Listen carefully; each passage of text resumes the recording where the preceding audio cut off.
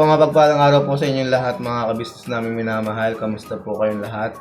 At ngayon pong video ito po mga kabisnes ay nakamustahin po natin si Vera kasi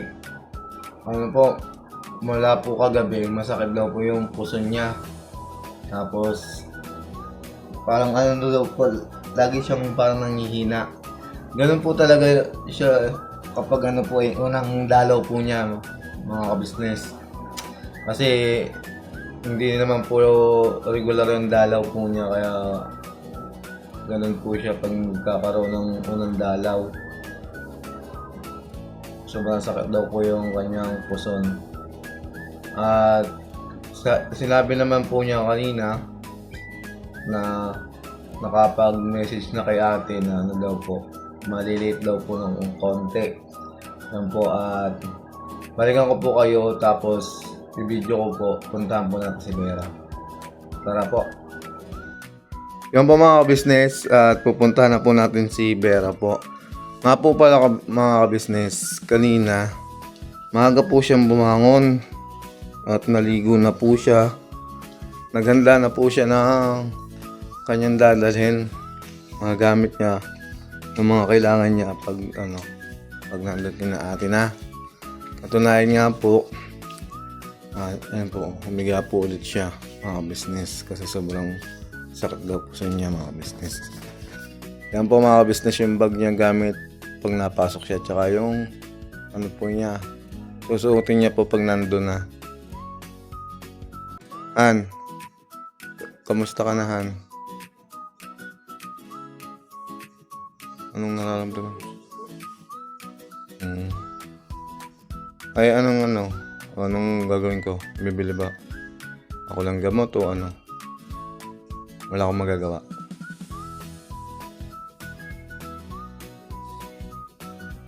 Plasan na lang kita. Yun po mga kabisnes, plasan na lang daw po muna natin si Vera. Saan? Nakapag-plus ka na, kala ko kakaplasan ka day. Hindi, joke lang mga ka-business. Kala ko kakaplasan ko yung joke lang. Nakapag-plus ka na, kamusta naman pakalamnan mo?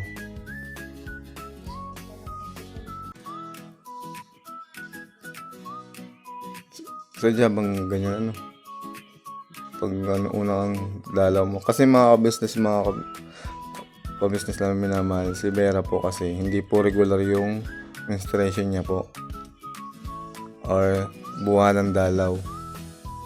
Kaya po siguro kapag unang dalaw po, sobrang sakit daw po ng puso niya. Pero okay ka lang dyan, Han. Sige po, thank you po mga business.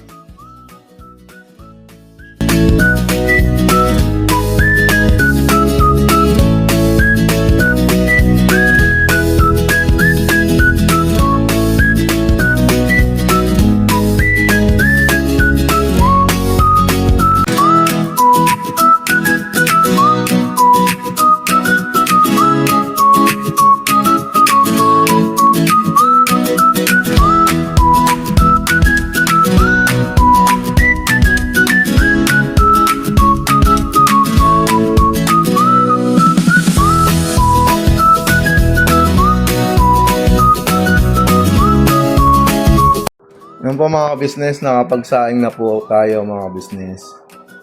Nga po pala mga business, ito, ipaghahanda ko po si Vera ng kape tsaka tinapay para may mainom siya mainitan yung sikmura niya tsaka makapag tinapay. Tsaka kung gusto niyang kumain ng kanin, ito po. Yan po. May ulam na naman po yun, nandun po sa may yung ulam po niya po ngayon, yung dilata. Yan po mga business. At balikan ko muna po kayo ulit at set up lang po natin yung ating cellphone po para makita nyo yung pagtitimpla po ng kape. Ayun patalastas lang po tayo muna sandali mga ka-business So yun po, kami po ay dealer ng mga sewing machine. Iba-ibang klase mga sewing machine po, high speed, aging, piping, etc. Ano po, household, industrial. Meron po tayo niya mga ka-business. So, dun sa mga inquiries po, paki-message nyo po yung Facebook page namin at paki-contact rin po kami sa aming cellphone number. Maraming salamat po mga ka-business. So, yun, tuloy na panonood. Discover! Yan po mga ka-business, pagpasensyaan nyo na po, medyo matangkad po yung, mataas po yung naupuan kong bangko. Kaya po, nakayuko po ako yung pinagpapatungan ko po kasi sa baba, sa may lamesa. Yan po, samahan niyo po ako sa pagtitimpla po natin ng kape para kay Vera po mga business.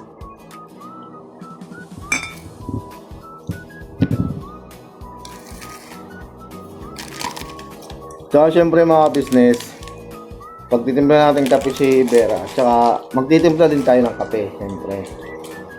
Para may kasabay si Vera po, uminom ng kape.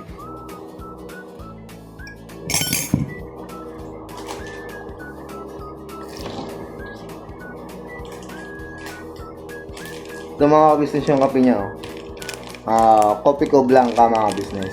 Yan. Yung akin naman po mga business ito po yung aking kape, puro Nescafe Classic.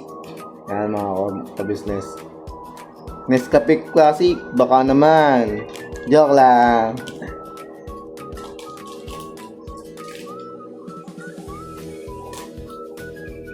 Yan po mga ka-business.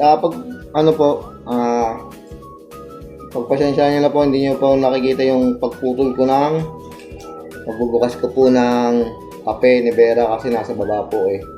Hindi ko na po mapakita. Ganito po kasi pag nagugupit po ako, papaganto po. Yan. Tapos saka ko po ginaganon. Para po Tapos yung coffee ko, o yung Nescafe Blanca po, dito naman po sa may pa ako nakakapit. Yan, bukas na po siya mga business. Tapos saka ko po siya ginugunting mga business. Yan po, bukas na po ang ating Kopi ko Blanca mga business. Alagay na po natin sa tasa. Tapos yung mainit na tubig.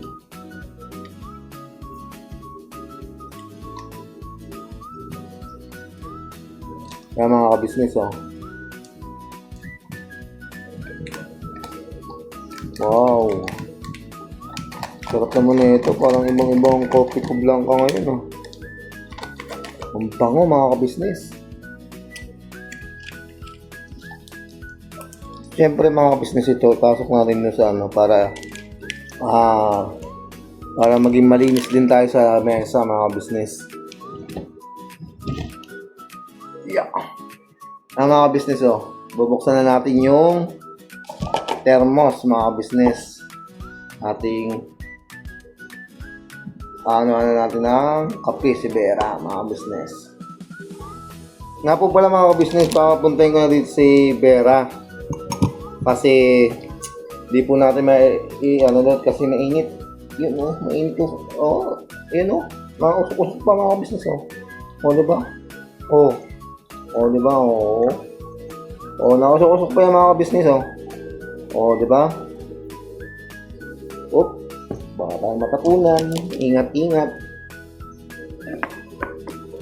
Yung mga business. Siyempre, pag may nararamdaman nating asawa, di kahit pa paano, paglingkuran din natin. Paminsan-minsan lang naman to, mga business. Tsaka hindi naman mabigat yun ating ginagawa. Tsaka kahit mabigat, basta kaya ko, gagawin natin mga business para sa ating asawa, siyempre. Sa taong mahal natin, di ba? Yan mga business yung mga business sarap Tignan po natin mga business.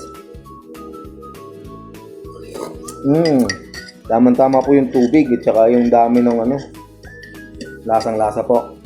Siyempre mga business namin minamahal, ating itatabi muna to kasi magtitimpla din tayo ng kape. Kape ko ba? Yan. Ito naman po mga business yung akin. Baligtad na mga business. Kung sino yung malaki, maliit yung tasa. Kung sino yung maliit, siya malaki ang tasa, mga business. Alam ko po mga business, marami dyan, yung mga tawa kasi sa sinabi ko.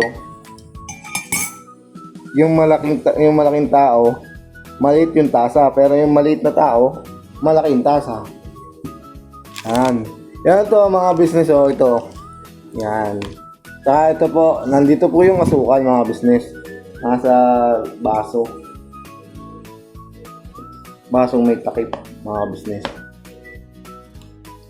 Ayun nga po, ang ano naman po mga business, kung yung sa kape ni Vera po mga business, inuna ko yung kape bagong lagyan ng mainit na tubig. Dito naman po, iba naman po mga business. Uunahin natin po yung mainit na tubig. Kasi hindi po ako sanay na, hindi ko po maitama siya sa timpla kapag hindi nauuna yung tubig sa kape. Yung tubig muna, tapos kape, tsaka asukal. Kasi yung iba kasi yung inuuna nila, kape muna, asukal, tapos tubig. Pag ganun mga business, pag ganun yung ginawa ko, hindi tumama yung panlasa ko. Pag minsan, napapatamis, minsan naman, kulang sa asukal, matabang. Kaya, ewan ko rin, nasanay din po pa siguro ako na na inuuna ko po muna yung kape bago yung asukal. Huli na po yung mainit na tubig. Yan po mga kabisnes, ating putulin. Ganito po ako magputol kasi ito. Hinahawakan ko po mga kabisnes sa paa, ay sa tuhod. Sensya na po wala nga po pala akong paa mga kabisnes. Yan, tapos ginugupit ko po yan mga kabisnes. Paghiwalay muna po natin yung mga business kasi mahirap po kasi pag naputulan na natin ng konti tapos ibubuhos natin, nahihirapan po ako mga business kaya pinuputol ko muna, pinaghiwalay ko muna. Tsaka siyempre gagantin mo muna para bumaba yung kape. Para pagputol mo sa sa ibabaw okay naman po. Wow. Yan po. Nihahanda na po natin yan para unahin natin muna yung mainit na tubig mga business bago po yung ating kape. Bago po yung kape nga. Tama po. Yan. Unahin po muna natin yung mainit na tubig. Yeah. Kasi mga business, kaya inuuna ko po muna yung mainit na tubig. Tinitingnan ko po nga po pala pag naglalagay ako ng kape, tinitingnan ko kung kung matingkad na yung kulay ng kape or ano pa.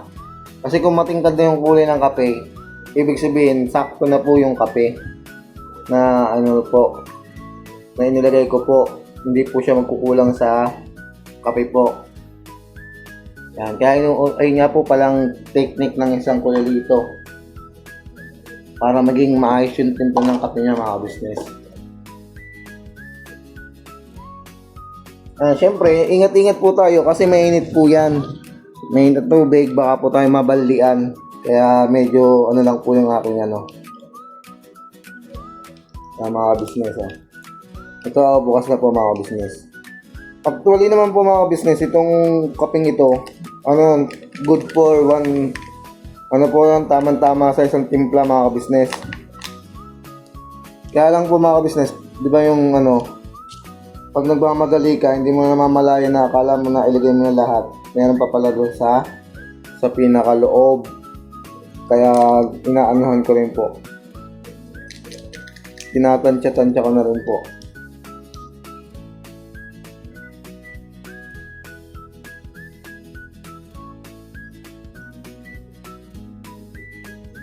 Yung po mga business, anuhin po natin muna. Baka tayo ay mabaldian, matabig natin. Naku po. Mainit pa naman po yan. Baka po tayo ay mabaldian. Kaya po mga business, mahirap na pag nabaldian po tayo. Hindi pa naman agad tayo makakalis mga business pag nabuhusan.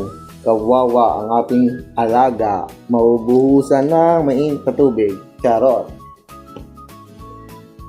Yan po mga business. Ito naman po, isang tasang Ano naman po, isang tasang kape. Ang asukal lang po natin dyan ay isang kutsarang asukal. Isang kutsarang asukal na ganito po kadami. Yan. Siyempre, hindi naman po yan punong-puno kaya kukuha po tayo ng konti. Konti lang po. Ayan po, konti lang po yan mga business. Oh. Yan. Sakto na po yan mga business. Para hindi po tayo magka-diabetes mga business. Yan. Mga business, tawagin na po natin si Vera. Timpla na tayo ng kape. Siyempre, titikman muna natin yung kape natin mga business.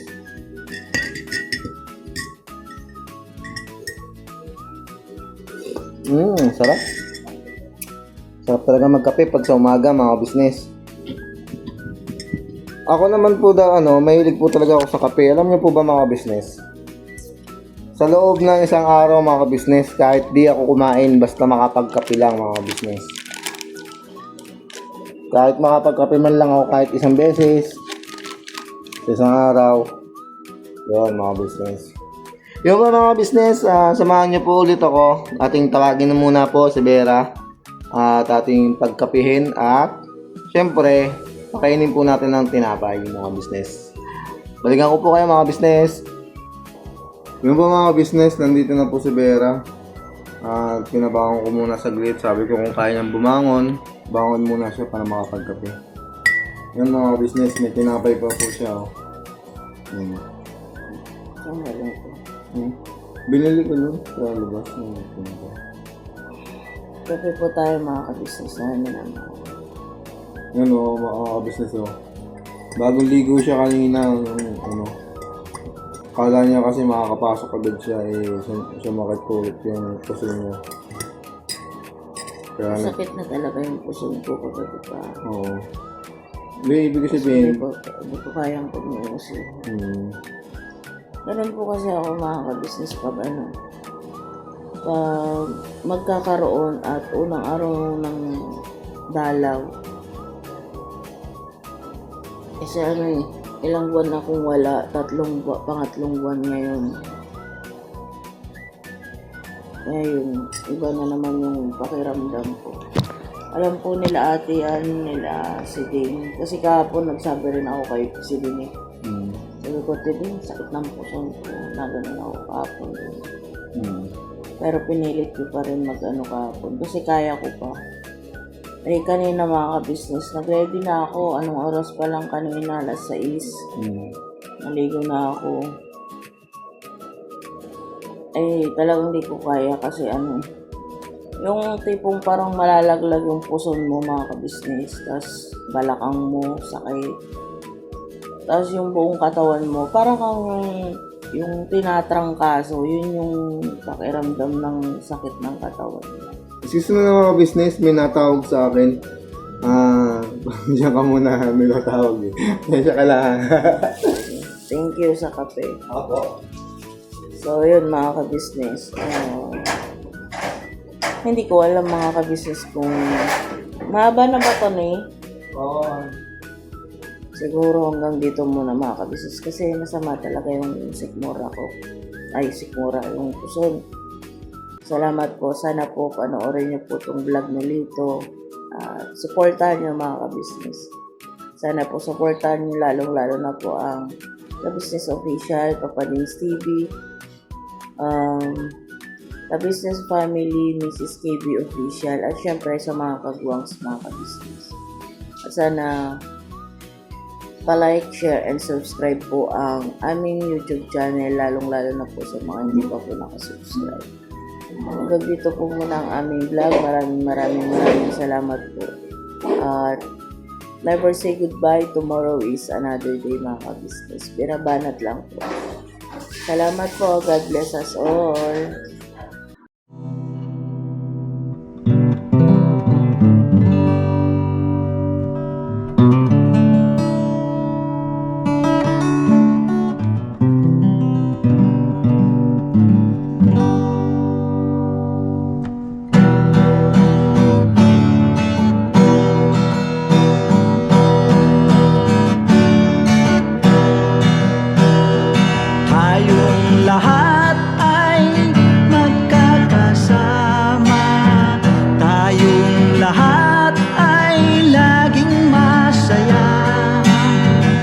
pagtulong nyo ay sigurado, pagkat mayroon kayo heart of gold.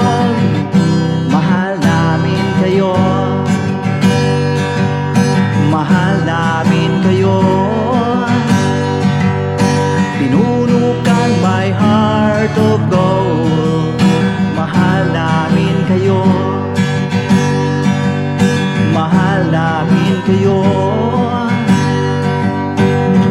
Minahal kayo ng mga tao kahit sang panig nitong mundo, pagkat mayroon kayong heart of gold. Mahal namin kayo, mahal namin kayo.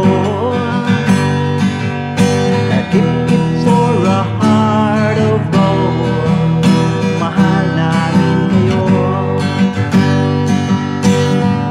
Pinuno kang my heart of gold, pagkat mayroon kayo heart of gold. Mahal namin kayo,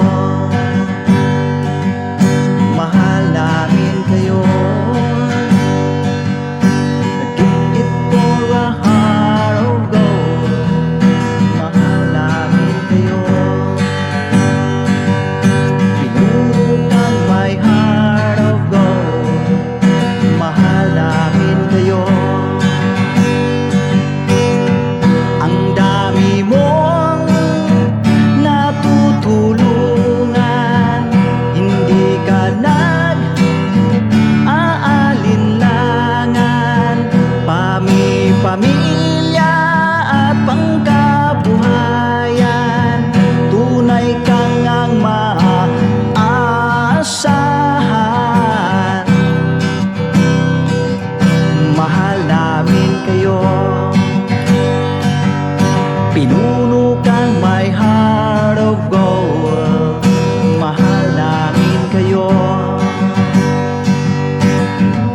Mga gawa mo'y kinalulugdan ng ating Diyos na makapangyarihan. Pinuno kang my heart of gold. Mahal namin kayo, mahal namin kayo. Pinuno kang my heart of gold. Mahal namin kayo. Minahal kayo ng mga tao kahit sang